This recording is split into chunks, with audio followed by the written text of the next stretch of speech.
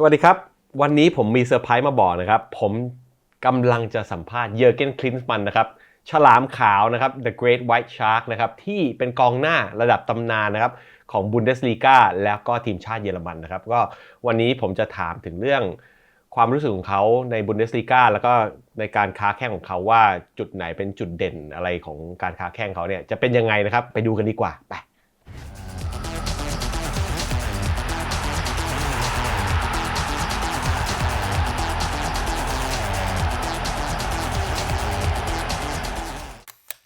Hi Jürgen.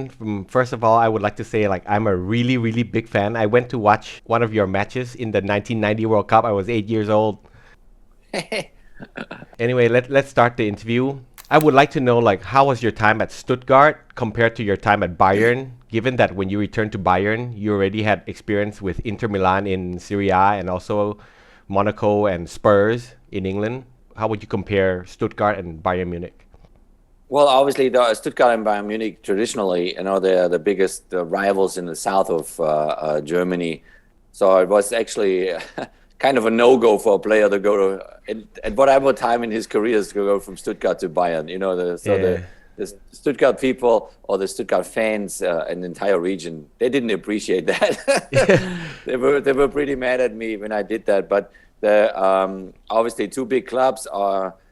Needless to say that Bayern Munich over the last decades, since the generation they had in the 70s with Franz Beckenbauer, Paul Breitner, Sepp Maier, Uli Hoeneß, and so on, they built the backbone then for the Bayern Munich you see today, because of those gentlemen, they really kind of were able to on the financial side and on the football side to build probably one of the not only top clubs in the world, but probably as of today, if you look at it, probably the wealthiest club in the world because they have no debt. If you compare it to all the big teams in the Premier League and Barcelona and Real Madrid, Bayern Munich has no debt. I mean, they even the stadium, the Allianz Arena, which is one of the most modern stadiums in the world, it belongs to them. So it's pretty amazing. Stuttgart, on the other hand, they had their up and downs, a bit of a roller coaster throughout the last 30, 40 years. Obviously, the history of the Bundesliga. Won some titles, did sometimes well in the European Cup competitions. Reached a European Cup winners final under Joachim Löw. I was in a final, UEFA Cup final. When was that? In '89, I think, against Naples, against Maradona. Yeah. And his Napoli. So Stuttgart had its absolute wonderful moments, but overall, it's just the gap is too big to Bayern Munich. But from a social point of view, obviously the fan groups they don't like each other. Yeah. Even if they have the same colors, it just goes way back in their histories. But over the last 10, 15 years, Bayern Munich was just simply too strong for Stuttgart to compete with. But very nice cities. A lot of people don't know that, Stuttgart actually has its type of a Oktoberfest as well. They call it the Vasen festival. It runs at the same time pretty much as the Oktoberfest, is as big as the Oktoberfest, has as many people coming there as well, but obviously the Oktoberfest around the world became famous, as a landmark for the city of Munich. So basically, the Stuttgart version of the Oktoberfest, they have their own Oktoberfest that they only do it in Stuttgart? Yeah. Oh, that's nice. Well, whatever you can imagine is there. Beer tents, the same. Just the beer is a bit different because every little town, every city, pretends to have the best beer anyway. Oh yeah, that's true. Yeah. So I enjoyed both of them. Yeah. Okay. So many people around the world knew the Bundesliga fans are one of the most passionate in the world, right? And what does it feel like to play in front of your own fans and with them chanting your name? Well, I think the Bundesliga fans were always famous for. Not only giving a great atmosphere, but also for being very respectful and disciplined in a certain way. Disciplined, might be a bit of a German characteristic. But the nice thing, even when I long time ago played, then there was always respect. You could always see kids coming in, old and young people, mixed. A lot of women are in the stadiums, girls. It's totally people friendly. And then obviously you have the fanatical side. You have the fan sections that are full of energy and full of passion, and they make the noise. And I mean, there's no bigger fascinating block than obviously the Borussia Dortmund yellow wall. Oh yeah. And I think, but almost every team has its kind of own wall in a certain way. Has nothing to do with the Berlin Wall now. Yeah, it's true, like you said, because like I went to watch some matches in the Bundesliga, and you can not understand, but you can know that they're singing something in tandem, like all choreographed. But when I went to watch in Italy, it's all crazy. They have fireworks and everybody's screaming. But in Germany, it's all choreographed, and when they clap, they jump, and everything's all at the same time. Must be nice playing with these fans cheering your name. Yeah, and you have this bond. Then you feel you appreciate that, and you feel like they appreciate it if you give your best. And during my times, if it was in Munich or in Stuttgart, when you deliver then as a striker and you score a goal or you have a good game, and so this appreciation is really both ways, and it makes it a lot of fun. And I think if you look at from stadium to stadium, club to club in Germany, that tradition kept going even down into the second Bundesliga and in the third Bundesliga. I mean, if you look at the third Bundesliga now, it's pretty crazy what teams are in the third tier in Germany. You have Kaiserslautern, you have 1816 Munich, you have big names there, and they still have 20,000-30,000 people coming to their games in the third division, which is really insane. It's pretty amazing. So, and Jürgen, I know you played alongside many world-class footballers like Jürgen Kohler, Andy Moller, Hassler, a lot, Breme, Voller. But I would like to know if there is someone who is an exceptional talent, but in your opinion should be more famous than he is. He might not be famous, but to you, it's like this guy is very talented. Can you name a few? It has to do sometimes also with the nationality. If it's foreign players playing in Germany, they're not German national team players in that moment, so they're not getting the hype maybe that German players are getting. I mean, I remember in my Stuttgart days, our number 10, our playmaker was Asker Sigurvinsson, and he's Icelandic. And those days, Iceland didn't have the kind of a little bit so in those days, people forgot, on the international level, how good this guy really is. He took us, with his long-range passes and his creativity to the UEFA Cup final against Napoli, against Maradona, and clashed basically then Maradona against Sigurvinsson. But obviously the name Sigurvinsson became never as big as Maradona or other players.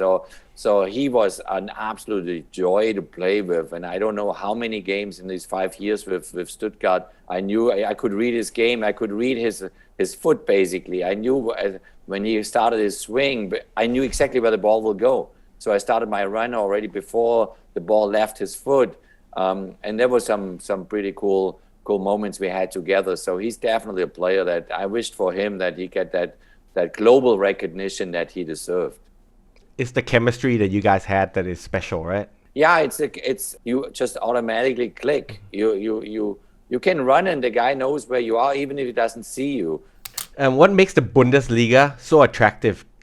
Can you tell us about the German football mentality and that led the West Germany and Germany together to win the World Cup 4 times and the Euros twice?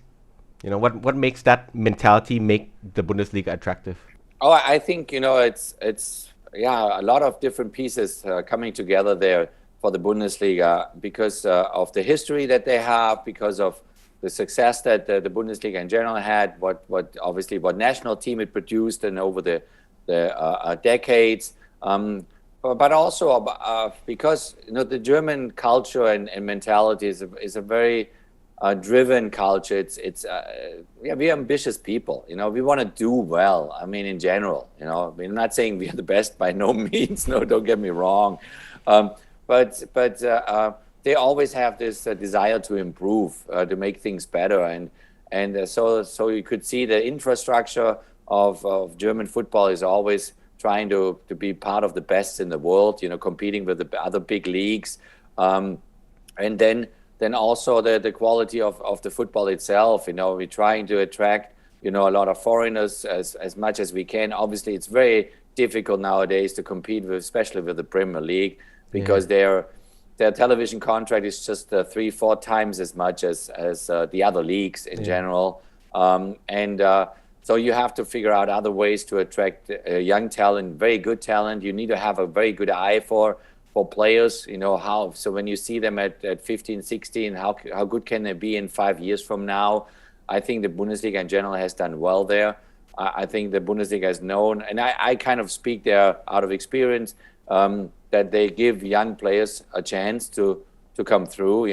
They're not shy of playing an 18 and 19-year-old when they see they have the talent. Maybe they're physically not as strong yet, but they give them minutes. If you look at Jude Bellingham, if you look at Giovanni Reina, I had the pleasure to go that path with Christian Pulisic. So, but general, the Germans, they like to always find ways to improve their product, to improve their quality. Sometimes it goes better, sometimes it's not so good, but they also can be very critical with themselves, which I think in certain moments it's needed. You need to have critical discussions. You need to have this debate of what is good and what is bad, because otherwise you do not improve. So you have to be open-minded in a certain way for improvement, and with that I mean also for changes.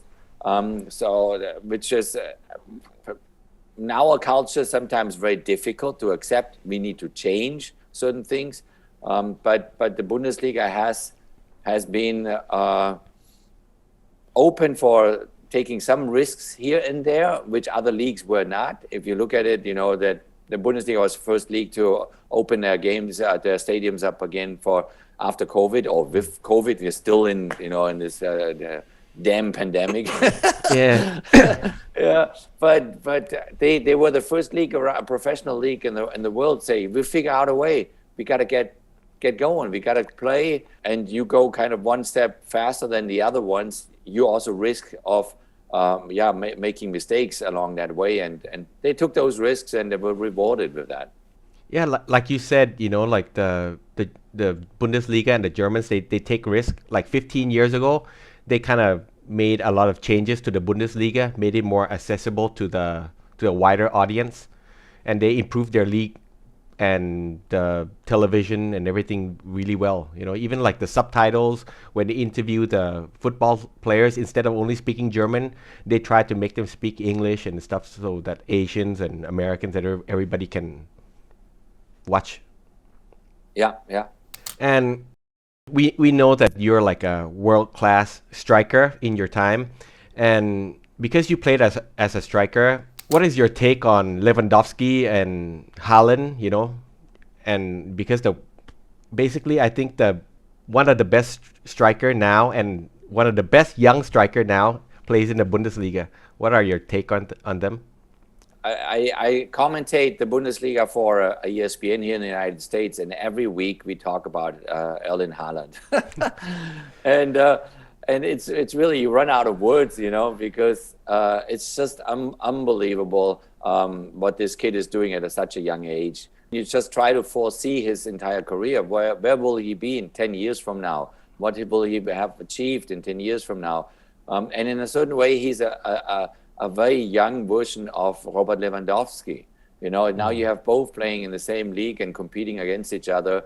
I think if I'm Erling Haaland, I would always look down south, basically from Dortmund to Munich. You look south and say, okay, what is Lewandowski doing in order to become such a complete and amazing center forward? I mean, he brings every little piece to the table, Haaland, because he's left-footed, right-footed. He's strong in the air. He can hold up the ball. He can link up with his teammates really well. in the same way as Robert Lewandowski does at Bayern Munich.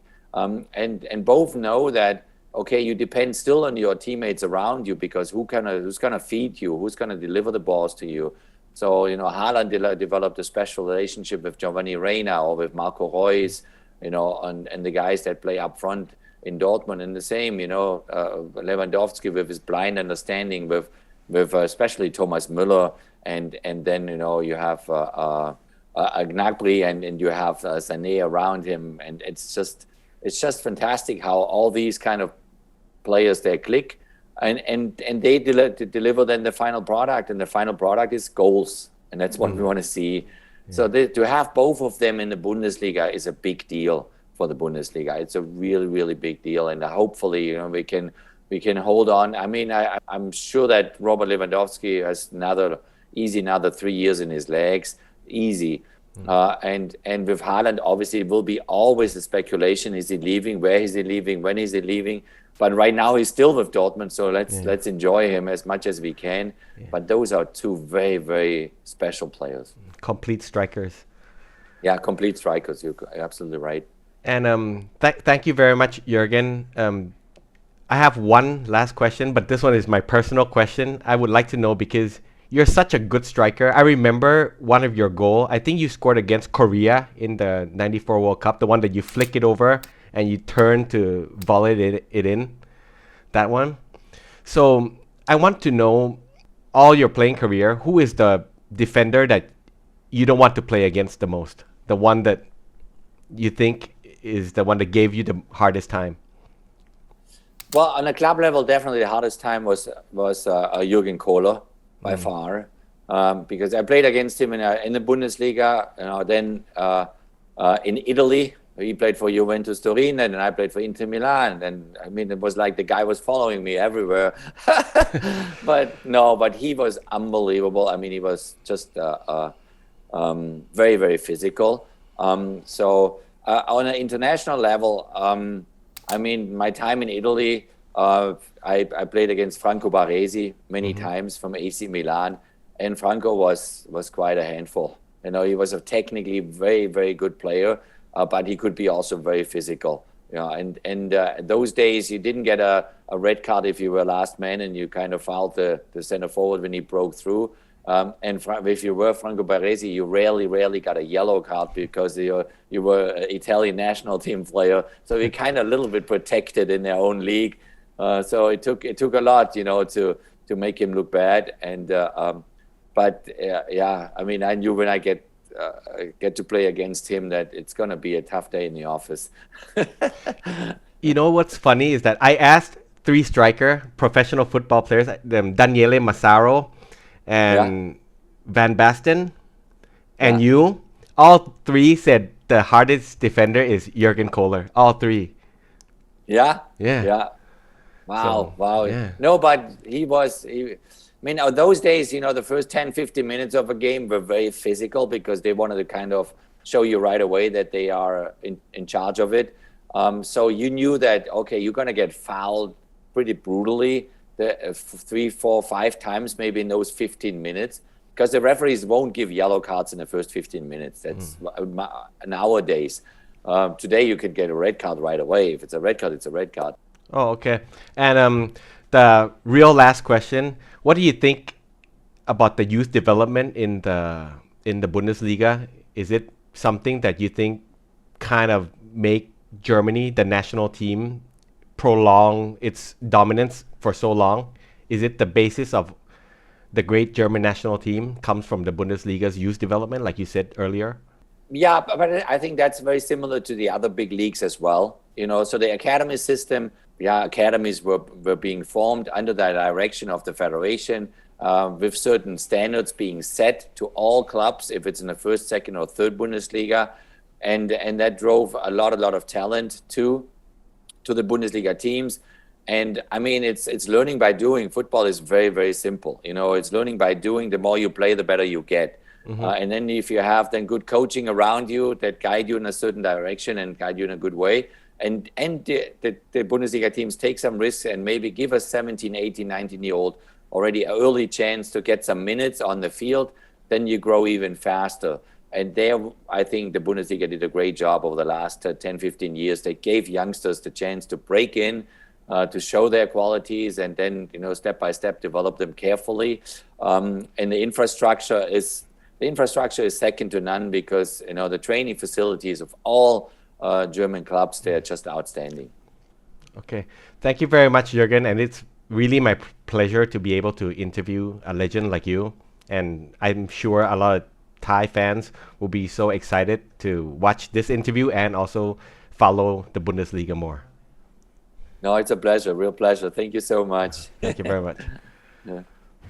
ก็หลังจากที่ผมสัมภาษณ์ตำนานเยอรมันนะครับตำนานบุนเดสลีกาเยอร์เกนคลินส์มันเรียบร้อยแล้วนะครับผมขอบอกเลยว่ารู้สึกว่าปลื้มมากนะครับแล้วก็อย่างคือสนุกมากนะครับได้คุยกับทางเยอร์เกนคลินส์มันเนี่ยเรารู้สึกว่าสุดยอดมากแกเป็นคนที่คุยสนุกมากๆนะครับแล้วก็รู้เรื่องเกี่ยวกับฟุตบอลเยอะมากอยู่แล้วมันแน่นอนอยู่แล้วระดับตำนานใช่ไหมครับท่านผู้ชมอย่าลืมนะครับท่านผู้ชมติดตามบุนเดสลีกาได้ที่ช่อง PPTV HD 36นะครับผมเองก็ต้องขอลาไปก่อนนะครับแต่ว่าตอนนี้สงสัยผมจะต้องมาไลฟ์เกี่ยวกับบุนเดสลีกามากขึ้นแล้วแหละไป